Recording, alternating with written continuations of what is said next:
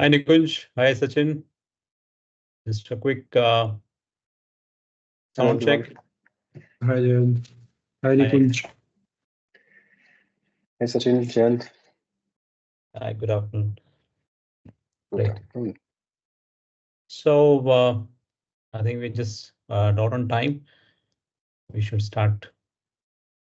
And I also see there are quite a few attendees who have already joined. Mm-hmm. So I'll just take the next couple of minutes to just do a quick introduction so that that gives a breather for everyone to join as well. This is my customary slide. If all of you who have attended the webinar, our sessions earlier would be very familiar with the slide by now already, but still a customary slide. So I would say a couple of words about us before I jump, into the main discussion topic. Uh, Before, in fact, I start talking about Lawrbit today. I also want to, I was just wondering that we are actually in the, towards the end of this financial year. And it was in May 2023 when we started doing this series of webinars. And while we were very excited about this webinars, one of the key um, ask which I had from a team that while starting any initiative sounds very great, but ensuring that you sustain with that initiative is very difficult. So my ask was that we have to ensure if we are starting this initiative, we have to ensure that it sustains, and we should be able to do webinar every month. That's what was our ask was, and I think that in the last 11 months, we have sustained that, and all thanks to all our viewers who are attending our webinars. They've been encouraging us with the with a lot of participation uh, before and after webinars. We are getting those queries and your active participation during the discussion also. That encourages not just us but also the speakers to be able to also share more and look forward for different subjects, different topics which we are encountering. And thanks to all our guest speakers who have who have always accepted our requests to come onto these webinars. And I uh, hope that as we are entering the new fiscal year, we would make it much more interesting, and we would keep getting your feedbacks on the different subjects and topics which you want us to cover during these webinars, and we make it more and more interactive. Great. I think that a lot of people have already joined in already. So quick introductory slide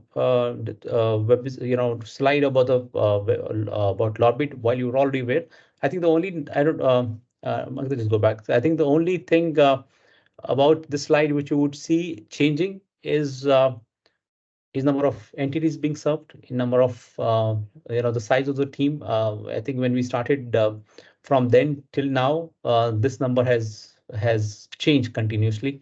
And thank you so much. I think people have been very appreciative about what we are doing, and all the support which you are giving us is getting reflected here.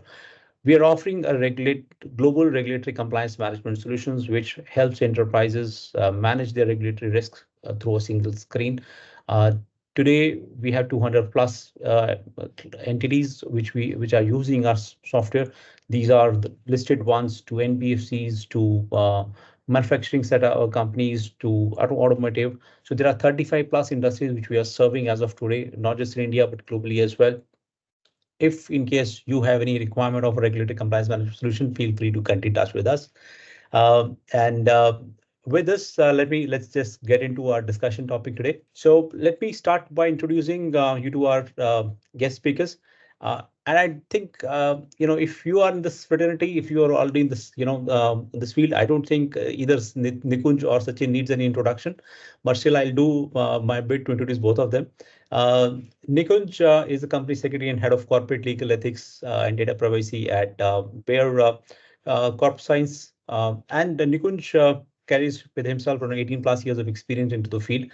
And I'm very sure of you would have heard Nikunj on different occasions on different platforms or sharing his thoughts on various challenges which the corporate legal and the secretarial function and are facing. His opinion, his thoughts are taken pretty well, and in fact, a couple of his sessions I have also been have witnessed, and I'm sure you will have, we all have a lot of takeaways with us through Nikunj today. Nikunj, thank you so much for agreeing to come onto this discussion today. We look forward to hear you. Thank you, Jyant, and thank you, Lawrbit, for inviting me. Sachin Bishnoi, I would rather call Sachin as a good friend. Sachin I know go back many years, and he's always been very supportive whenever we have gone to Sachin for anything. Those of you who are following us would have read one of Sachin's article on our website as well on corporate social responsibility. I think corporate social responsibility, corporate governance, these are topics which are very close to Sachin. In fact, I just want to say this because we did write something about corporate social responsibility, but that was not enough. So I requested Sachin personally. I said, Sachin, if you could pen down your thoughts. And he had written a very detailed article. I think that article has more than 10,000 views now, and people have been very appreciative of what has, the way he's covered it. So I see Sachin as a very passionate writer and a speaker, apart from whatever he's doing, in his professional life. And Sachin, your thoughts, opinions are always very refined.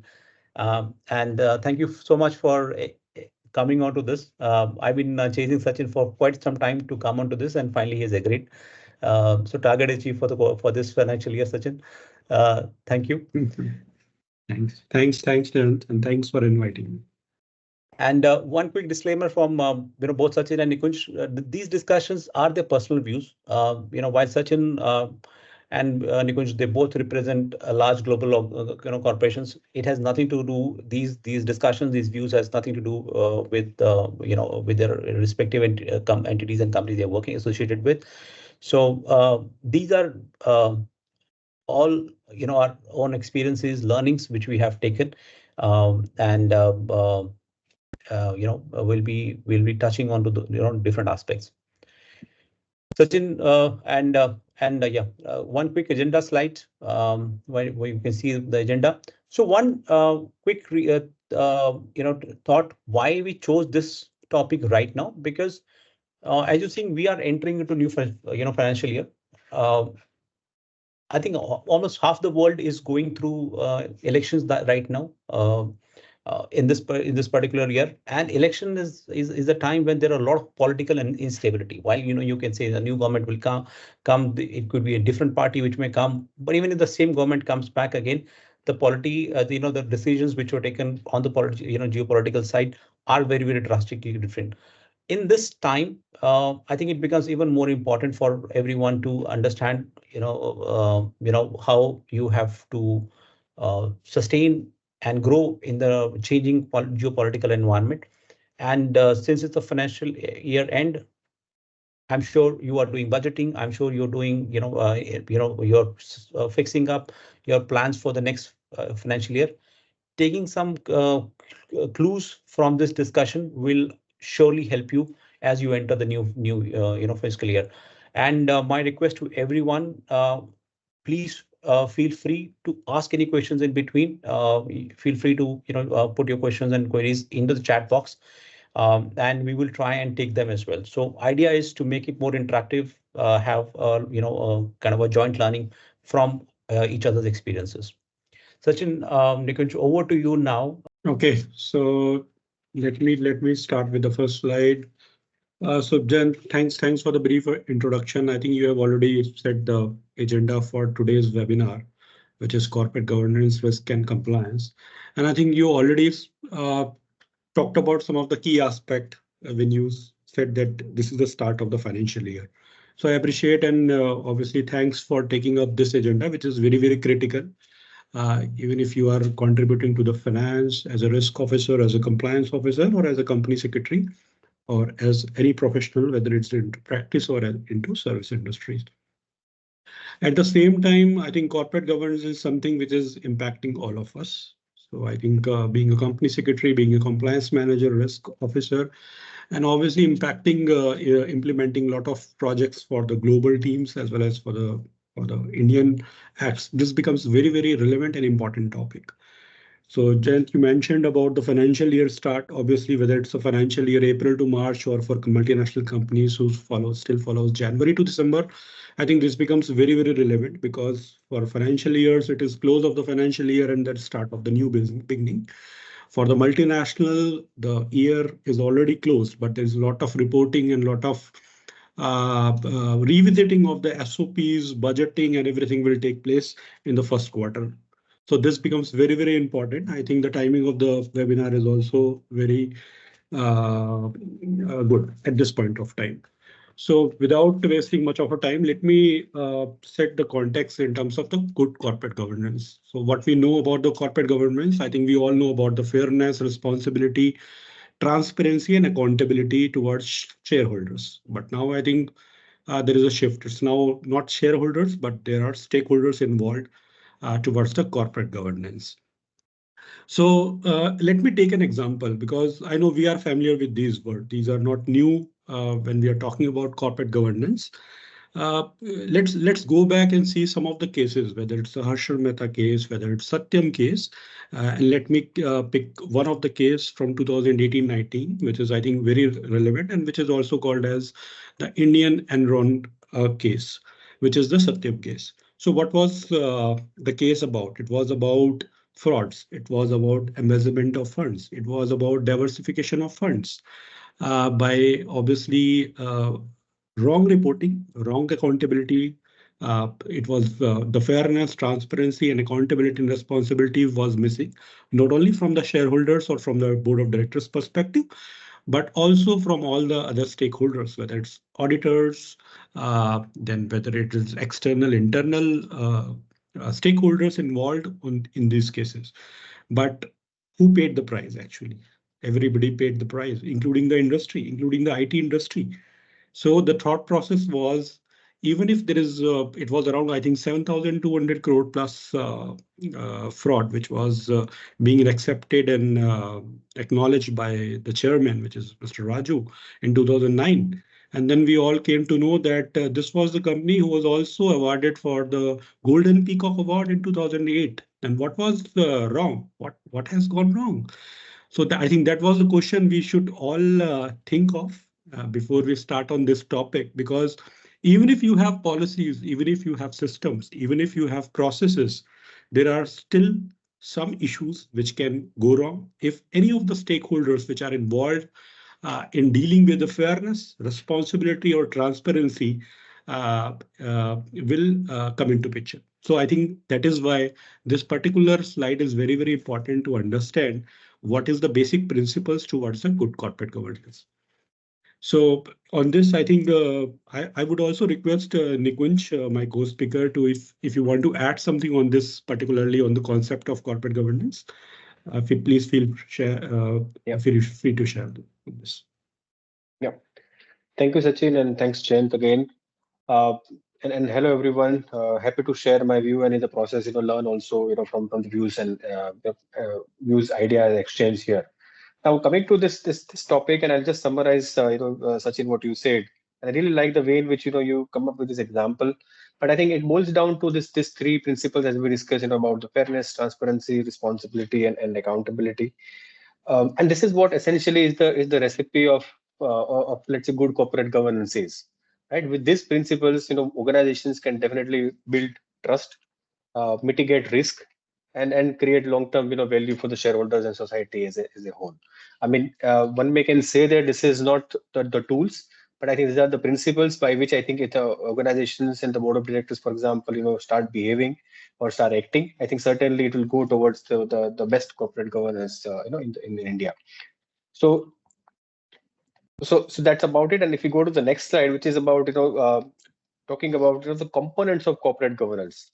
And Sachin, you rightly mentioned, I think it's not only about shareholders nowadays, right? It used to be at one point in time about shareholders, but I think it's it has already been kind of extended to more than shareholders, and now we are saying about stakeholders.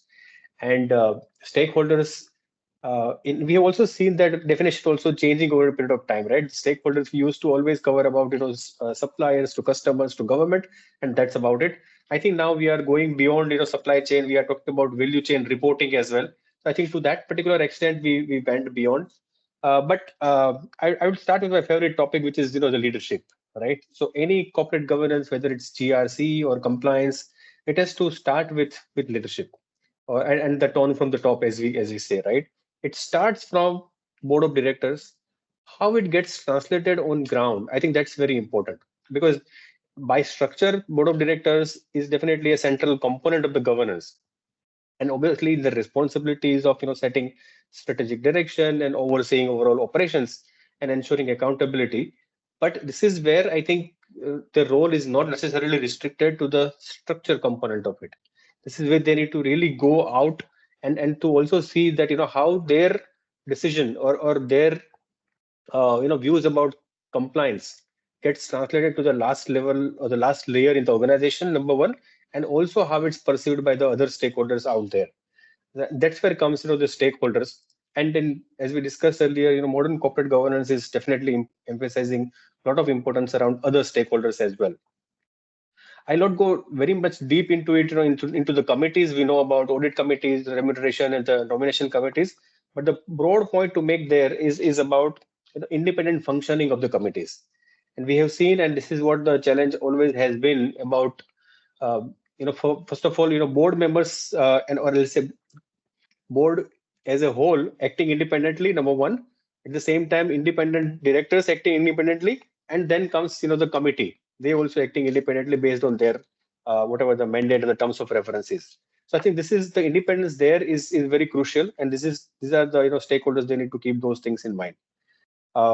Last but not the least, and very important according to me, is about the risk management, the compliance, and ethics. Effective risk management definitely involves a lot of steps, and I think we'll end up discussing in upcoming slides. But this is where comes the inclination of the board to get into it, and then comes the topic of what kind of risk appetite board or as organization as a whole is having, right? Whether it's risk averse or it's rate taking or anywhere in between, or it's different from topics to topics, right? So for example, topics like compliance, no tolerance. But for other topics, for example, business strategy, right? There some companies, organization can be aggressive enough, but at the same time maintaining no zero tolerance on governance level, risk and compliance level. I think that's what is essentially expected. So in all, if you ask me to summarize, I think these are the components. They talk about number one, range of structures, as we talk about audit committee and board, mechanism by which corporate governance need to be ensured, but also the processes as well, right? But all these three elements are aiming at having effective oversight by these stakeholders, accountability, as also the behavior in a company. And we see that and this is not the complete list of stakeholders, right? We are seeing proxy advisors also kicking in, also with their views about what the best governance, what corporate governance should be. And I think for all right reason, and there are a lot of learnings out of it, right? So I think it's evolving over a period of time, but I think there are the couple of things to start with. What do you think, Sachin, about it? Yeah, absolutely, Nikunj. I think you already talked about most of the aspect of the components, and I think we all agree that it's now not only shareholders, but I think stakeholders, whether it's employees, vendors, business partners, regulators. So everybody have an impact on the good corporate governance.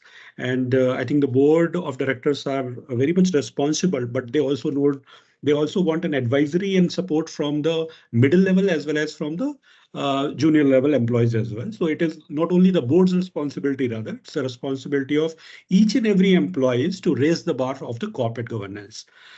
You already talked about audit remuneration committee. So we all know that being a company secretary in the Companies Act 2013, they have already raised the bar in terms of bringing about very relevant provisions related to CSR, related to NFRA, related to ESG, related to BSRR. So all those reportings are now in place, and it has a regulatory impact as well, which is obviously supporting the good corporate governance cause. But as we all know, so knowledge is good, but only when it is followed by actions. So that's the simple statement which I want to conclude with on this slide. So, Over to you. yeah, Sachin, just Sachin, Nikunj, to both of you. And then Sachin, you rightly just pointed out, the regulators today are making a lot of, reporting mandatory, to ensure that you have the right practices in place. But how do you drive the awareness within the organization? Because, even after all this, you're still seeing or rather we all seen Paytm fiasco, which is very very new to us. Satyam we saw, and it's not that Paytm and Satyam are the only two cases. I think there are hundreds of cases, and at a very high level. Byju's is a known case to all of us. How do we drive awareness at the top level, and specifically because from the fraternity side, I would say the company secretaries and the risk officers and the general counsel. How do we ensure that? How do we drive this awareness within the organization or the sensitivity of the organization? Yeah, yeah. Thanks, Jayant, for bringing this important question in this forum.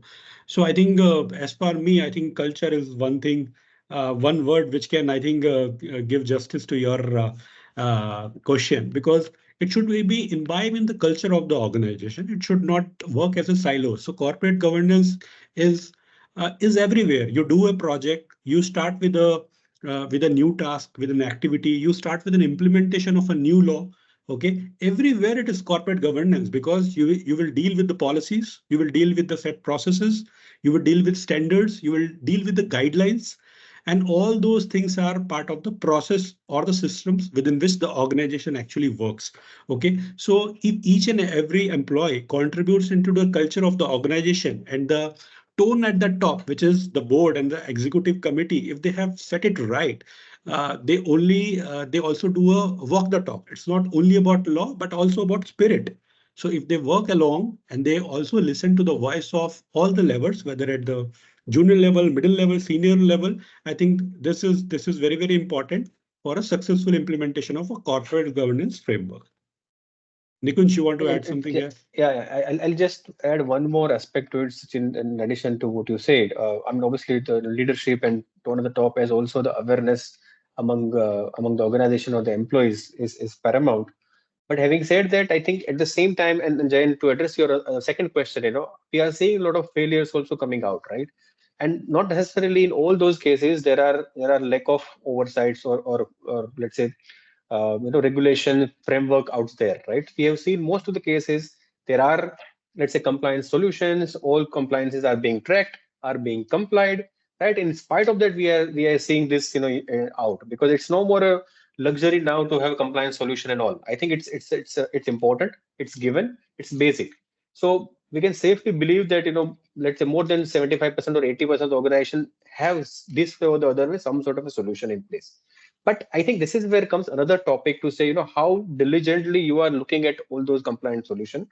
And this is where comes expertise, from let's say agencies, Jane, for example, like you, to say, how can we improve overall compliance level with the help of systems and AI coming into it, right? So which is about, the overall improving the regulatory framework which is out there already, but then kind of taking it to the next level. And we see a lot of problems there. So everyone has, if you take example, everyone has PID related tools, but we still see the instances where insider trading instances come out and penalties being imposed for no reason. But then this is where comes the awareness coupled with the systematic approach and the technology absorption. If that's the recipe, if you ask me, these are the two things one need to kind of concentrate on. Yeah, Sachin. Yeah, no, that's a very very valid point. Thank you for bringing in. Yeah. Okay, so let me take the next slide. It talks about the new age indicator. So what's next? I think we have talked about the concept, we have talked about the components, and we have also talked about what is required to have an effective governance. Now, what are the new age indicators and the future trends? I think that's important. And I think most of the viewers on the webinar is very much, though familiar, but they are very, very interested to know about what are the future trends, whether it's AI, artificial intelligence. So as we know, artificial intelligence is not new. It is already impacting our life in one or the other manner. And I think corporate governance is also not the exception. It is doing good in terms of corporate governance. We have a lot of branches around artificial intelligence, though most of the people know about AI, whether it's NLPs, whether it's AI algorithm, whether it's AI powered tools, those are being used even in the past years. But now the trend is increasing, and it has taken over the corporate governance as well as the GRC as well. Okay, so the governance, risk, and compliance is also very much being used through the AI powered tools. And another is the enterprise risk management. I think the risk appetite and tolerance, we all know what is the risk appetite, tolerance, any of the organization has to decide. And then accordingly, the entire enterprise risk management framework needs to be approved by the board as well as the senior management. So obviously we will discuss upon the enterprise risk management in the coming slide in detail. But this is very, very relevant because there should be a clear, what I say is an interrelation, an integration with the business process, which is very much required. So it should not work silos, whether you are having an internal audit, internal control systems, SOX, ERM, everything should be in sync when it comes to the corporate governance. I think compliance is also very, very important because even if you have some issues with the compliance implementation part, it should be synced with the enterprise risk management as well as with the governance norms. So those becomes very, very relevant. Similarly, the business strategy. So we all know business strategy is something which is very relevant and it should be in alignment with the organization vision and mission statements. And I think board is throughout the year, they work towards the business strategies, making them flexible according to the business because of the dynamic nature. Everything has been done. But what about corporate governance? I think that's also should be part of the business strategies whenever we approve that, but also it should be flexible enough so that it takes care of the operational challenges and issues going forward throughout the year. Business integrated GRC, that is, I think we already talked about. The GRC is something which is very relevant to this aspect and should be taken into account because the governance, risk, and compliance are the three important pillars on which the whole corporate governance is built, whether it's a middle organization, whether it's a small organization, whether it's a big multinational, everything is concerned. And I think it's important from the GRC perspective. ESG and integrity. ESG, we all know, environment, social, and governance. I think environment. So now the question in the board is whether we are profitable. No, the question should be whether we are ethical. So that's the paradigm shift which is happening within the boardrooms. Okay, so we are not only concerned about the market share, we are not only concerned about the profitability of the products, but also about the carbon footprints. We are also looking from the climate perspective, whether we are doing the CSR in the right spirit, whether the business which we are building upon are sustainable. So those are some of the important relevant questions, including the integrity aspect of it, which is being asked in the boardrooms now. Data governance and privacy. I think that is the upcoming thing, which is, I think, known to everybody now within the profession. And there's a lot of webinars, which is already started. People are working towards building the data protection and data breach policies. They are started dealing with the data related issues. Data governance, data privacy was not so much of concern before, but now I think since after the act is being passed, it has become so much of buzz around the market that everybody is talking about what about the data, how we will deal with these data related issues. Obviously, the GDPR for the European countries, and there are many other developed countries who have already implemented this in the past. But now I think for India, this is the first time that the personal identification information, which is the sensitive information, will be within the ambit of the regulation. So now I think this becomes an important topic. We will all obviously talk more about in the upcoming slides. Corporate culture, again, it's the employee engagement, flexibility, and innovation. It is having a bigger impact on the overall successful corporate governance. If the culture of the organization is not in sync with the corporate governance norm, then again, it becomes an issue because then it will work as a silos or it will be a one-time exercise. However, when we see corporate governance, it is all never-ending process. It's an ongoing process which work across your processes, your systems, and your framework. Sustainability and CSR. Again, this is very, very relevant because of the ESG reporting, which is for listed and public companies, which has already started. Again, sustainability becomes an important because in the CSR rules also, you have seen from 2021, there is a drastic changes from the Ministry of Corporate Affairs.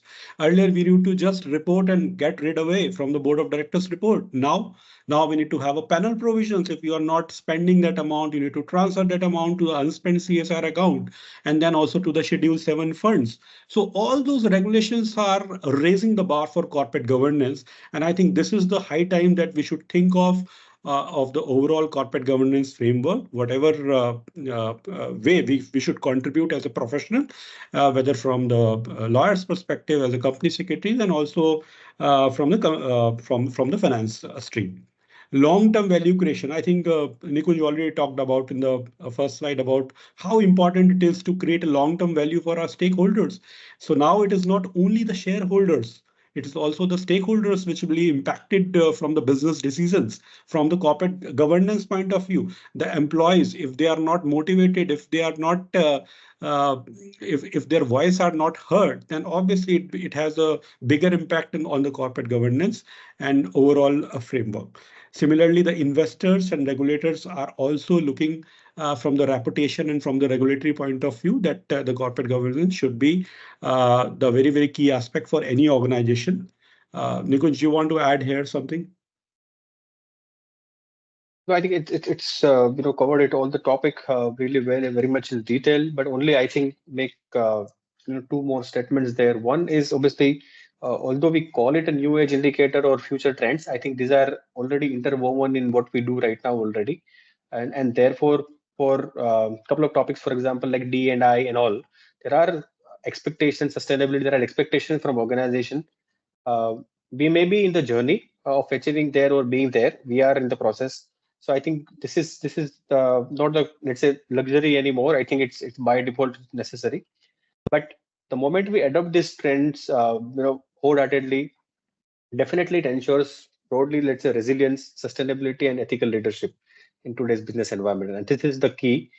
Moving on to the next slide about, we were talking about new age indicators, we're talking about principles, components about it. But I think, and Jyant, any questions there? Sorry. Yeah, in fact, I just wanted to make one statement, Ankit, if you could just go back to the previous slide. If we closely look at this one slide, it broadly covers every function of the organization. You have IT get covered here, you have HR also covered here, you have business processes getting covered, you have management stakeholders be covered. I think if from a risk officer perspective, obviously, globally, if I talk about the word chief risk officer is very well accepted terminology. In India, we still don't see too many risk of CROs. The CRO is supposed to be knowing everything about the business, not just about laws, not just about some restricted areas, but every aspect of the business. The board, he is supposed to be a part of the board. He's supposed to be part of the management groups and contribute in their language. I think knowing this is very important. Only then I think we can bring a right, as Sachin initially just started with, we can bring a right cultural change. Because if I'm talking to an IT person and if I'm talking to a finance guy or a marketing guy, and I don't understand their language or they are not able to relate to my language, I would never be able to influence them. I think that's the crux of this slide, which one has to take back. My suggestion, and I was being advocate of it, understand business, go deeper. For a risk officer, for a compliance officer, there's nothing which is not your business. Your business is everything. Compliance is the mundane part of the job which you have to do. But knowing the business is something which is more important. Sorry. Yeah, and that's a very good point, Jyant. I think, and I've seen that happening live as well, right? So there is an expectation, if there is a risk officer sitting in a board or committee meetings, I think there is expectation that he or she should know about what's happening, as also there is the impact of it on business. Perhaps let's say disruption in supply chain, they may not go to supply chain head to ask for it, but they will definitely expect it from the risk officer to get briefed about it, right? So I think yes, I think you very well put it, Jyant. Thanks for that. Yes, moving forward, uh, as I was discussing, right? We are talking about trends, things, but there are challenges as well, and we see that surfacing every now and then. And but yes, I think that's what makes it fun. We are all professionals there, and this is what makes it exciting every day. Uh, we know about this regulatory complexity we are dealing with, as and that basically eventually at some point in time, you know, if you look at and I this is what I was discussing with my team the other day. When we perhaps we have started our journey as professional 10-15 years ago, the amount of compliance and the complexity, regulatory complexity at that point in time, and if you compare it with now, right? And there was a time, company secretary used to look at the share price of that company for once in a day. But now I think it's expected, to every 1 hour or 2 hour, you need to have a look at it, because then, somewhere, you'll just get a notice from, let's say, stock exchanges, and want to also know the reason behind it, right? So that's the expectation, and this is changing. And by the way, it's not only about, let's say, a lot of legislation coming in, but at the same time, it's getting complex day by day, and therefore expectation, and therefore I think and I'm strong supporter of technology and the tool, and therefore perhaps you'll find me going there every time. But I think this is where the technology helps, right? So that's about regulatory complexity. But at the same time, our businesses are such, even for startups, for example, right? We don't have a choice now to whether to have it to deal with some sort of other countries or not, rather be it in one region or not. It's all interconnected nowadays, and therefore all these organizations are facing different unique challenges, I would say, managing their operations, diverse geographical locations. And I was just discussing about this disruption in supply chain nowadays because of the geopolitical reasons out there, out of the control of the organizations. But I think they need to really deal with it and then plan their operations in such a way that they do not end up disrupting the business and eventually end up creating value for the stakeholders and the shareholders. And coming to my favorite topic, I was mentioning about the technological disruption. This is where the technology comes. The way in which technology helps us to get compliance and be compliant always, there are certain risks and challenges also. It comes with this risk imbibed into it as well.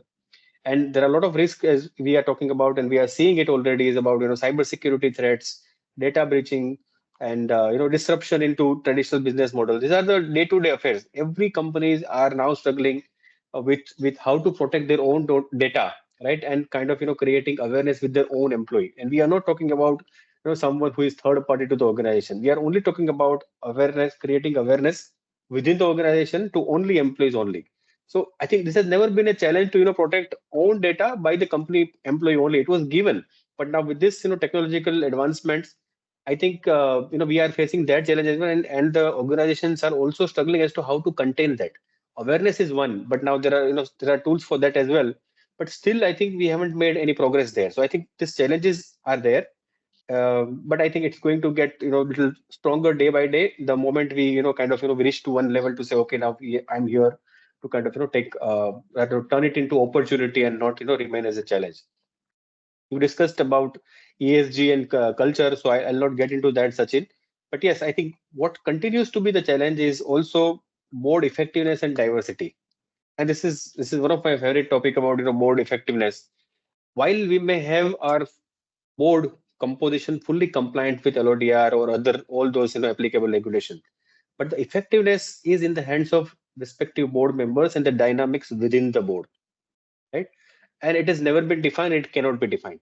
It is there comes this leadership piece coming into picture to say what we really want to achieve out of the board, right? Whether we really want to keep the board and the board meetings and the board structure just for the sake of compliance, or we want to really go beyond and see the value of the diverse thoughts and the inputs coming from the independent directors. And this is the choice, this is a conscious choice organization has to make. No one in the world regulator can come and dictate you on that. Regulator can only put guardrails around it, but that can kind of throw into that well and then compel you to swim. So this is what it is, and we have we've made really great progress about board effectiveness as also diversity as well, with mandate there. But we have still let's say miles to go to really be there and to say, okay, my board is effectively functioning, as also we are fully diverse, not only from gender perspective but also from diversity of thoughts, coming from different region, coming from different person with different backgrounds. I think this is, if we look at it that way, I think this is where it gets a little tricky and challenging. But yes, I think a constant focus on it, if it is there, definitely this challenges definitely can be addressed by the organization for sure. Sachin? Yeah, Nikunj, I think you have covered almost all the areas. So just one thing, I think cross-border transaction is happening. I think whether it's the multinational organizations, if you are importing, exporting the products, I think cross-border transaction is also impacting the corporate governance when it comes to board diversity, effectiveness, the control measures, whether it's the privacy data, GDPR, data privacy, all those things are very, very relevant when it comes to especially the multinational organization or the bigger organization are concerned. Even the small startups are also taking lead in the corporate governance. I have came through some of the good startup companies who are raising the bar in the corporate governance right from the start of incorporation. I think that's the spirit to be taken up, and I think we should learn from those companies even and how to improve our corporate governance structure. So, one point, Nikunj mentioned about the share pricing. So I was just, looking at one graph which showed comparison between NVIDIA, Bitcoin, and gold rates over the last, I think, span of 10 years. I think 10 to 11, 14 years. Now, suddenly, if you see the gold rates are still there, and NVIDIA, which was almost at the gold rate, growing at the same pace, has gone thousands of percentages more than the gold rates or the Bitcoin also. It was a startup 10 years back.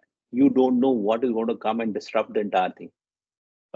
It is going to become one of the most valued company, in the world, maybe beating Apple and the Google and the Microsoft in the sometimes.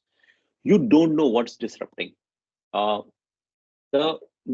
Understanding the technology, understanding the globalization, because suddenly an AI chip comes and maybe a lot of things will go up. 2 days back, NVIDIA came up with a new AI chip, which is 300 times more powerful than their existing chip, and they've built their own market, wherein they they capable their own brand or their own product, and the competition who was trying to come to their level has suddenly see that they cannot match up to their level. You don't know how technology will disrupt. I think being aware of these aspects, and one point you also mentioned about actually practicing diversity and the governance good practices on the boardroom. I think this is more important. Compliance manage करने का या regulatory aspect को manage करने का time चला गया. That's a gone thing. You have to really practice. Otherwise, we don't know when suddenly we'll go out. We get out of the business also. The business length, is it's no longer that our father will create and the next 7 generation will run the same business. No, it's not going to be there. Within our lifespan, we are seeing the business models which were there are getting getting out of it, of the business right now. So I think knowing all these are very, very important, and to be relevant also. Yep. Agree. Great. Moving on, ERM, Sachin, let me take it up. Okay, so let me take it for the ERM slide. Risk management, I will not go into because it's a bigger topic. It requires another 1 hour of discussion if I go to each and every component.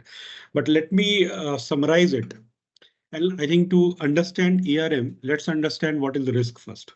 I think because if there is any decision, if there is any business activity which is going to be wrong, what will be the implication? I think what is risk is all about factoring what can go wrong and what will be the best opportunity anyone can make during the business decisions.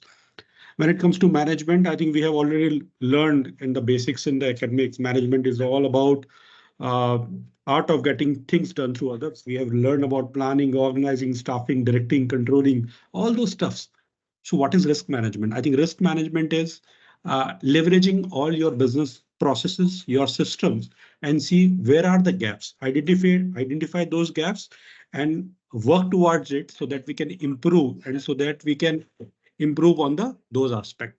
So risk identification, I think, which is the first step. Risk management is all about identification of the potential risk in the organization. So obviously it has a detailed step, but we'll not go into the detail. Risk assessment is evaluating the risk. So risk assessment is all about seeing the potential risk. What is the impact? What is the likelihood? What may go wrong? And what is the depth of that risk? So all those scenarios, I think, takes into account in the risk assessment process when we do a deep dive into the processes and systems for each of the business functions. Risk appetite and tolerance, we all know, which is the acceptable level by which the risk may be taken care and mitigate. So risk mitigation is all about all your strategies to manage those risks. And I think this is very, very important in the context of corporate governance, because you have all 3-4 aspects, whether you need to accept that risk, whether you need to averse this risk, whether you need to transfer that risk, whether you should have a mitigation strategies. All those depends upon what is the SWOT analysis of that particular risk is all about. So those will help you to take the decisions within the organization for within the processes and systems to improve it. Risk monitoring, I think it's a continuous process. We all know we cannot sit back and then just identify the risk and then mitigate it. What if there is a new risk comes into picture? What if the risk which can be transferred in the past but now needs to be controlled, needs to be averse, needs to be accepted? So this is all about the dynamic. I think this has an impact from the business scenario because it is going to be cross-border transaction. There is a lot of dynamism in the business processes. When it comes to economies of scale, we are expanding the operation. So risk monitoring becomes very, very essential and important. Decision-making integration, I think that is also very, very important because even if you would do a risk management, what if it is not integrated with the business processes? Whether you're head of department or the business leaders during the project implementation or approving for a product plan, if they are not knowing about the risk, which is part of that business processes. So I think the identification process starts when you start up the business process, when you deal with those complex issues. And I think, Jyant, you rightly mentioned it's now not only about business. I think company secretaries, whether it's compliance officers or it's a chief risk officer, so they have all the scopes. So it's the open sky now. Everybody can know because AI digitalization have made it so clear that you go to chat GPT, you go to AI and use it, and then you have all the content ready. It's just only you need to take action around it. You need to make sure that your decisions are correct and ethical. Technology and analytics, I think we already discussed, and I think already my co-speaker talked about it, that technology is very, very important. So I think this is also to be factor while doing the risk management because it cannot do in Excel. Earlier, gone are those days when we were having those risk identification in the Excel sheet. Now there are so much of GRC solutions. There are automated tools which can trigger the surveys, which can do a risk assessment for you. So these processes and automation will bring more efficiency, more informed decisions for the board, for the business leaders. And at the last, I think regulatory compliance, we already talked about, which is very critical. So the risk management framework should also gel with the compliance management as well as the governance strategy of the organization. It should not work as a silos. If something, there is a system, if any abnormality or any issues you came across within the risk management framework by doing the assessment process, it should also be seen in conjunction with your regulatory compliance framework. What is the act which is applicable? Why it is impacted? What is the panel provisions which is applicable? What can go wrong? So those all questions should be part of the enterprise risk management framework, and then obviously it should follow with a continuous improvement process. Nikunj, you want to add anything here? No, that's comprehensive enough. Nothing more to add there. If we can go to the next one, compliance management, which is as we discussed, kind of other aspects of the compliance and GRC piece. While there are topics mentioned here, but I'll kind of explain it into 4 broad buckets. One is about regulation, second is about policy, third is about training, and fourth is about monitoring. if we take this 4 different buckets and put these topics into it, for example, regulatory intelligence, as we discussed, right? So staying informed of the legal and regulatory updates is definitely important and paramount. It definitely involves, continuously monitoring of the, laws and then regulations and best practices, whatever needs to be done. But then comes question about policies. There are regulations, but how stringent, how comprehensive you want to really make the policies for your particular organization. And this is, and most of the time, you may have a situation that yes, you will have legislations, but there are some times where you may not have legislation as well. For example, we have situation of AI, right? There is no law in AI, but there are a lot of organizations who are having AI policy at their end well. So this is also one of the ways in which organizations think they are going beyond the legislation as well at some point in time, because they really want to, as an organization level, they really want to define that for that particular topic or let's say risk, how they really want to handle that topic. So that's important for the policy point of view. The third one, as I said, is about training, which is awareness among the employees, was also stakeholders as well who are dealing with. And we have seen those gaps there as well. So one is obviously, organization keep on training their employees. But what about others who are third parties who are working with you, right? And we have seen most of the companies adopting approach of, kind of limiting their awareness exercise limited to their employees only. But then what about the other associates who are working with you, your vendors, your supply chain partners? Eventually, with all those BRSR core reporting and all, I think it's very crystal clear that it's not only about you. It's all about us, right? We, along with our supply chain, value chain, how are we moving towards compliance regime? How are we strengthening our compliance ecosystem is something which is very important, and awareness is definitely a key piece there. Last but not the least, and here there are a lot of words out there about controls and audits, but essentially talking about monitoring. How are we monitoring the compliance of not only our internal policies but also regulation which are applicable to us? And then we take audits and other controls into picture. Uh, and I mentioned about it, management of third party risks. So yes, one is about awareness, but the second is with what kind of parties we really want to deal. Number one, and having identified the parties or the vendors or the supplier to deal with, how can we bring that particular entity also at our level at eventually at some point in time? While it may sound theoretical, but I think it's not impossible. And organizations have seen doing that, and that's the benefit. They have started seeing it already. And I know of many organizations, they have plans even for contractors as well, and third parties as well. And that's helping them immensely, because eventually by making them compliant or increasing their compliance level up, actually in the process, they are making them sustainable and in turn their operations sustainable. Right. So it's win-win for all together. And if organizations start look at it that way, and all four broad bracket, as I said, I think definitely it helps managing the compliance really well.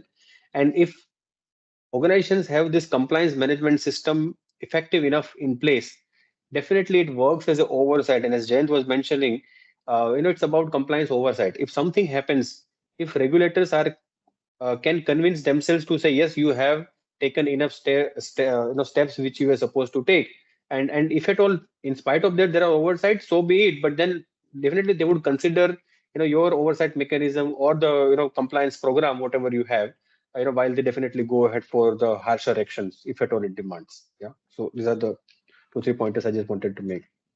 Jayant, Sachin. Nikunj, just one thing I want to add here.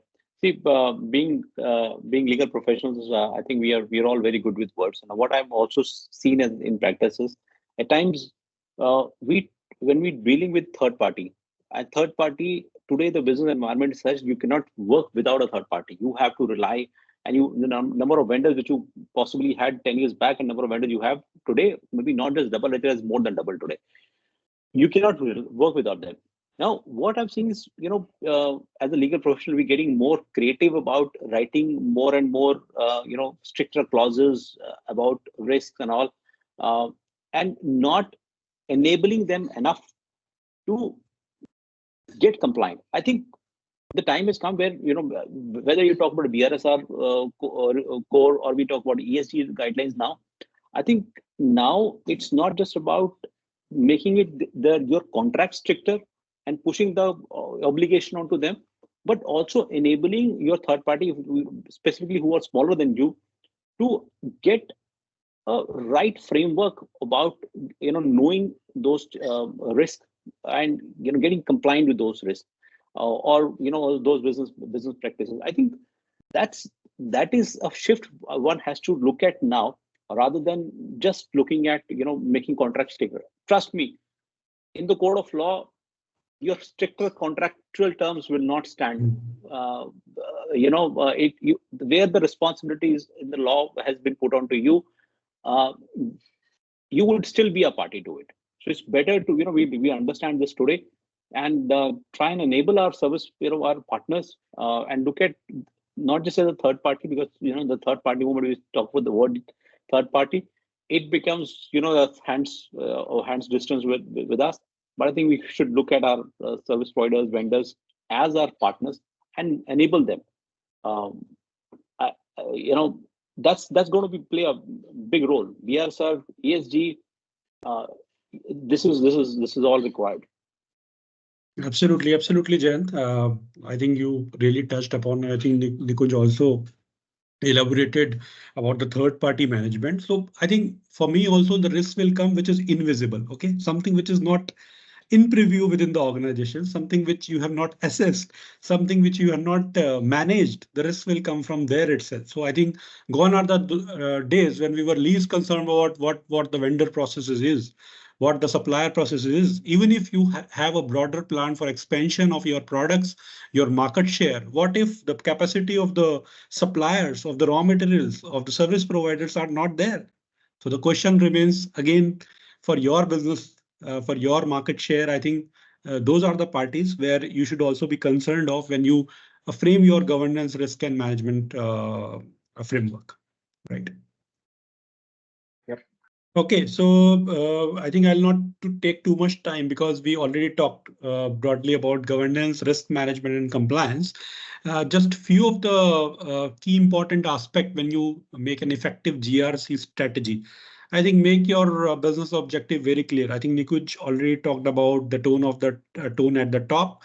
The risk appetite statement are, I think those are very, very important for the risk strategy. I think that will build the culture when you make the framework, when you will have the third parties tools in place.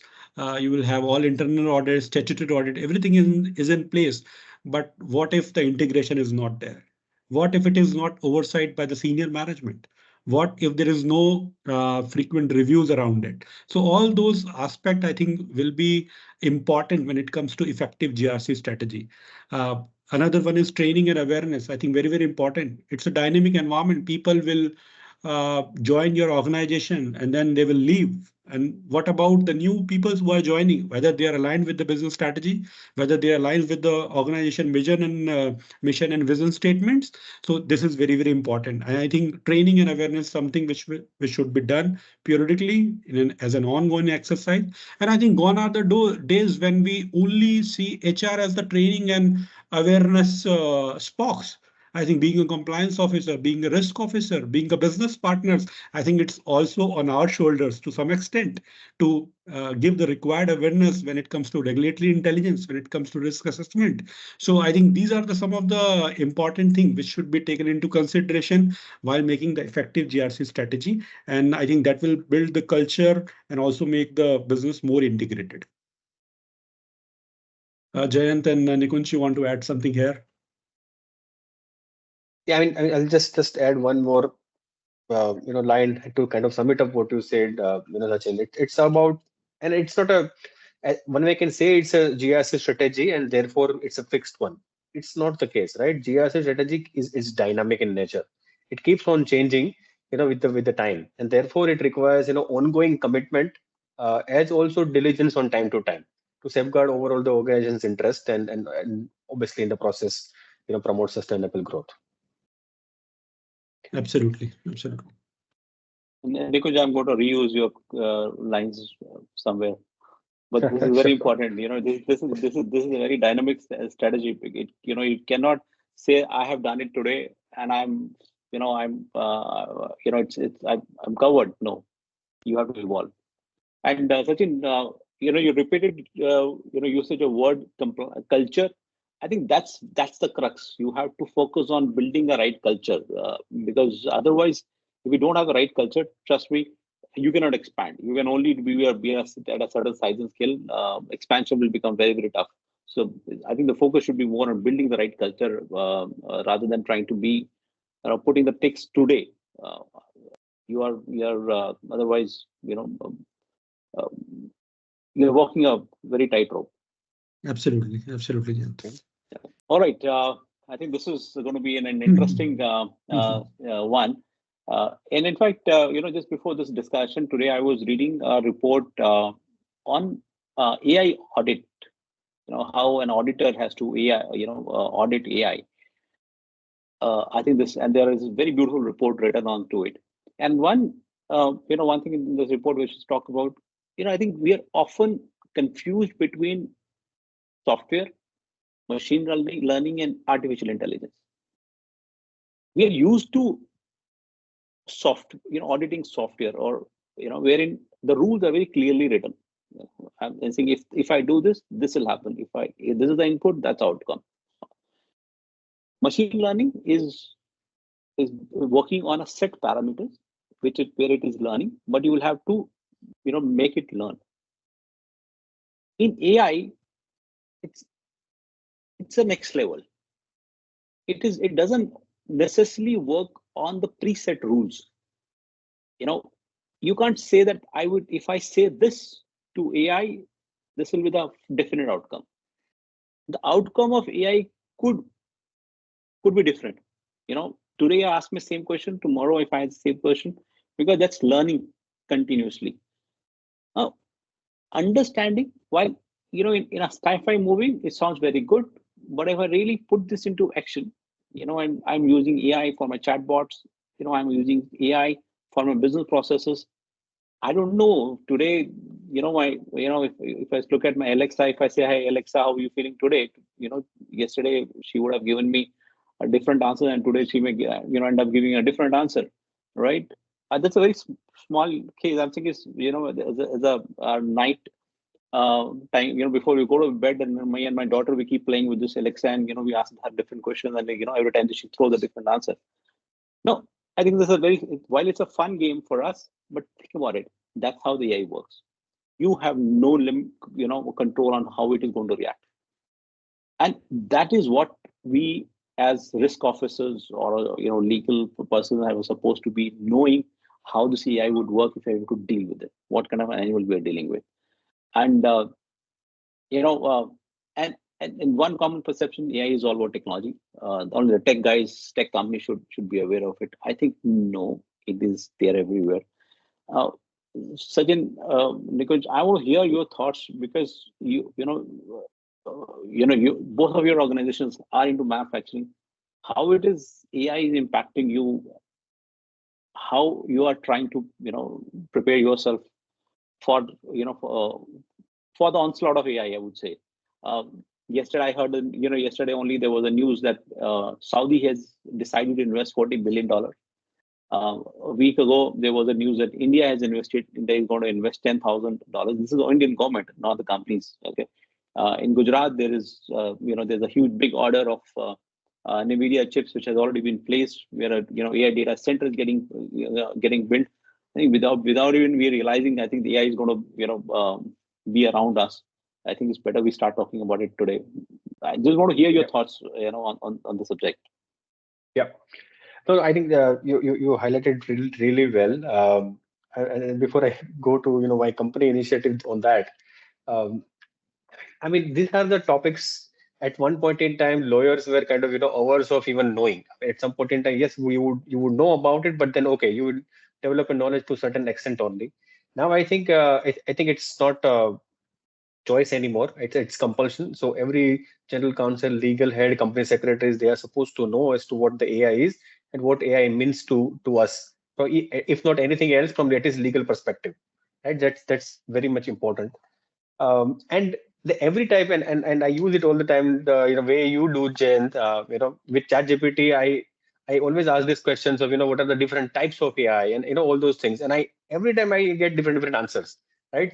And therefore, because that speaks about the nature of AI. It talks about, we are talking about artificial intelligence. Now it talks about artificial super intelligence and human intelligence and all other things. So I think they are talking about next level. But coming back to the usage of it, yes, I think there are plenty of usages, not only for GRC kind of topics, which are definitely highlighted here. But having said that, I think organizations have seen definitely the benefit of it.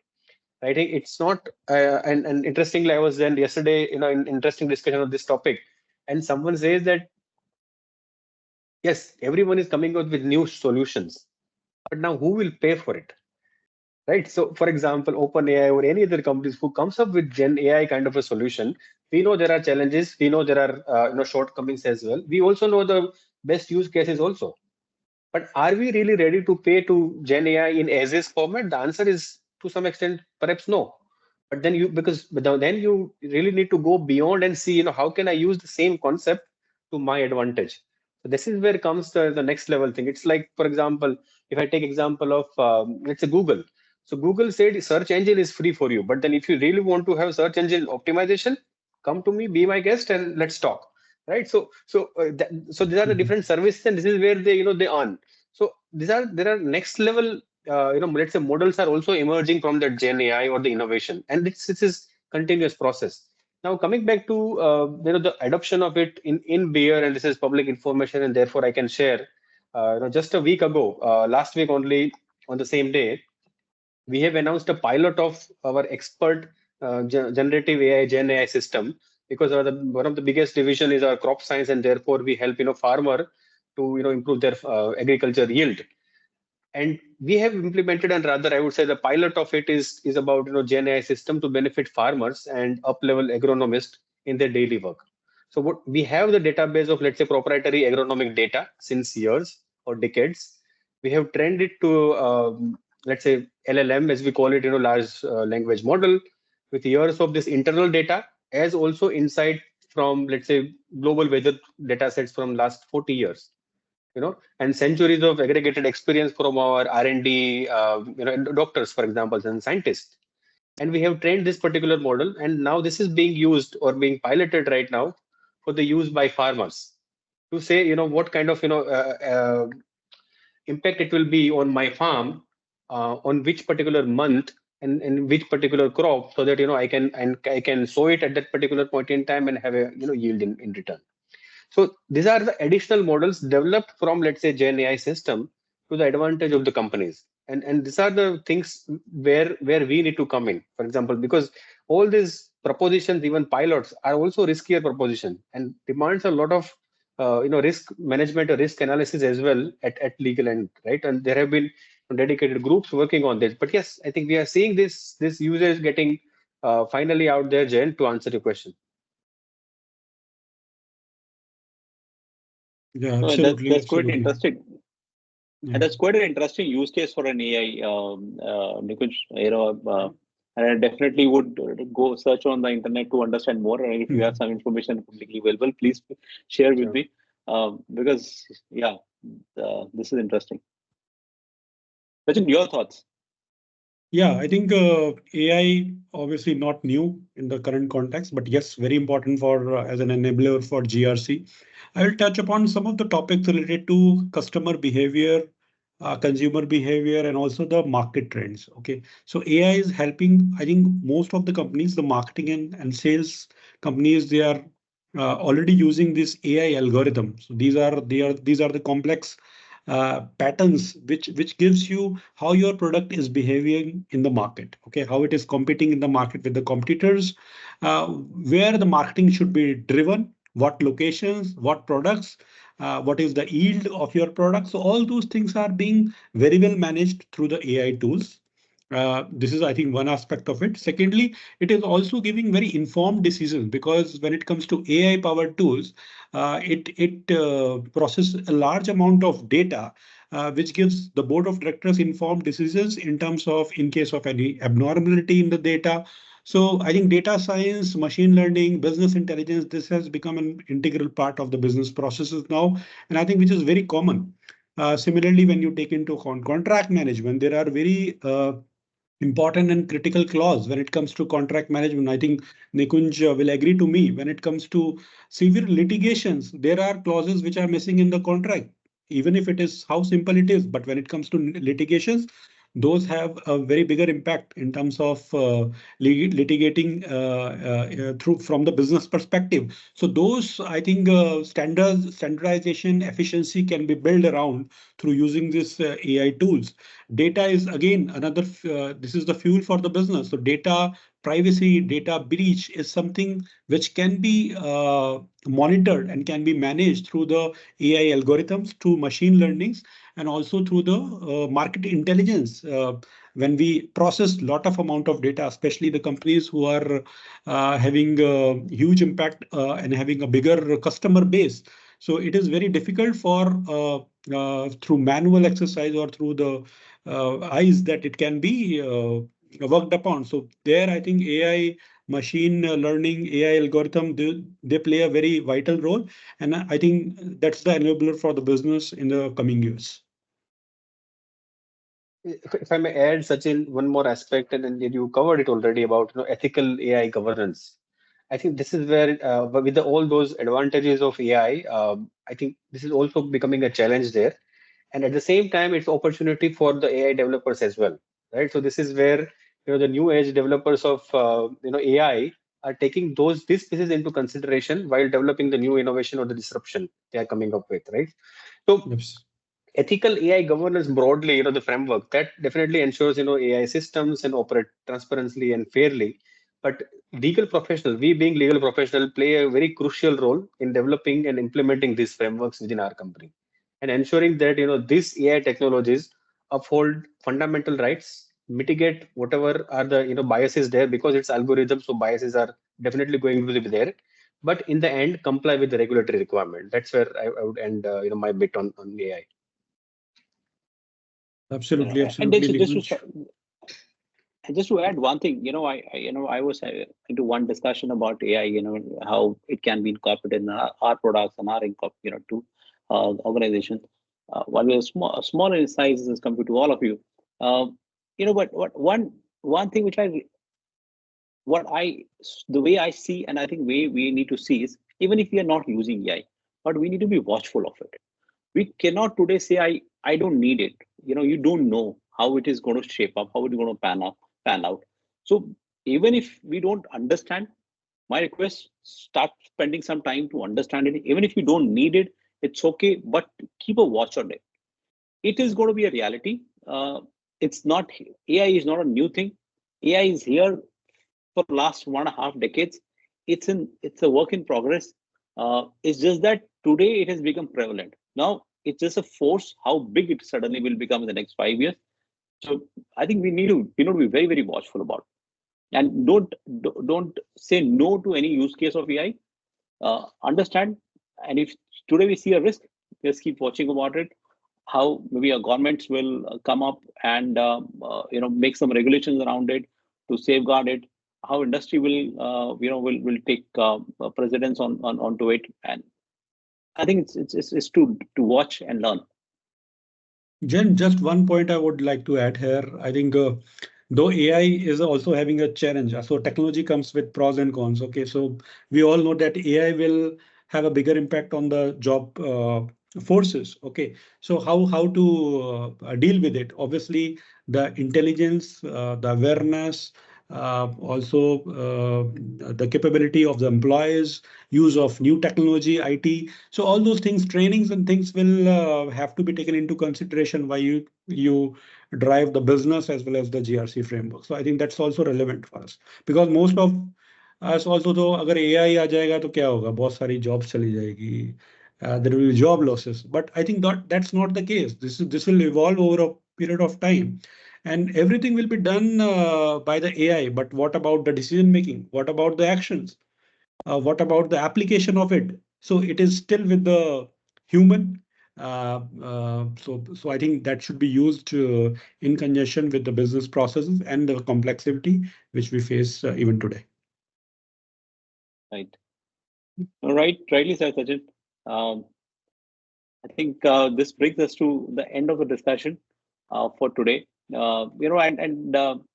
Pretty interesting thoughts, which has come out, Sachin, Nikunj, and I think I personally have some learnings to take home, and I'll do some more reading basis the thoughts which came out today. But I'm very sure our guests would have also taken some learnings. I think biggest takeaway, which I would look at it, is nobody will give me all the answers for my queries, but at least if I know what should be my query and what should be, where I should go and start learning and what I should start learning, I think half my battle is won. And I think Nikunj and Sachin, the very, I would say, you've given a very good perspective to anyone to get those on, rather ask those questions and start seeing those answers. Thank you so much. And if you have any concluding note, please. No, I mean, just if I may go, yes. I mean, Jayant, and as you rightly mentioned, right, this discussion of this kind are nothing but learning for all of us, right? It's not only for the speakers, but also for the participants, but every one of us. This is how we learn. One way of learning is obviously we read our act and bare acts, but the other way is to learn like this, and this is what is the prominent one. I think it helps. And this is where I want to again, thank you, Lawbit and you guys as well, Jayant. I think I have been attending all your seminars, all 10 of it, and it has been, I think, amazing selection of topic to start with, but also discussion topics there as well as insights. The concluding remark, if you ask me, is as we already summarized to say, GRC is exciting space already. It has always been, and it will continue to be, but definitely it comes with a lot of challenges and complexities built into it. The best part is we have a lot of let's say professionals, technology, and mentors to help us to go ahead and get it complied. But I think we need to do our bit in terms of we as compliance professional and help our organization to thrive being compliant and definitely eventually getting sustainable growth. Right. Yeah, thanks, Nikunj. I think very well said. Thanks, Jayant. I think for organizing this kind of webinars. I think this is really helpful for us to learn and improve better in our organization as a profession, and also where we are contributing in terms of the GRCs or corporate governance. I think this also gives us a different perspective of looking at the things. And like you said, for AI and other things, I think we should be watchful of this, even if we are not required. We are not required today, but maybe tomorrow it can be only AI. So I think that's the important thrust. So I would like to only end with the few lines which have already uh, spoken in the middle of this webinar. So knowledge is power only when it is followed by actions. So that's the concluding statement from my side. Thank you, Sachin. Thank you so much, Nikunj. It was quite interesting. And I'm seeing there are some queries on the chat boxes also. I think these are very relevant, specific ones, specific with RPT. I think we would maybe do our separate session, or there is one procedure also onto our website. You can search for that. On the Sidesh's query on to whether work completed by AI will be admissible before code of law. I think these are still debatable issues world over, not just in India.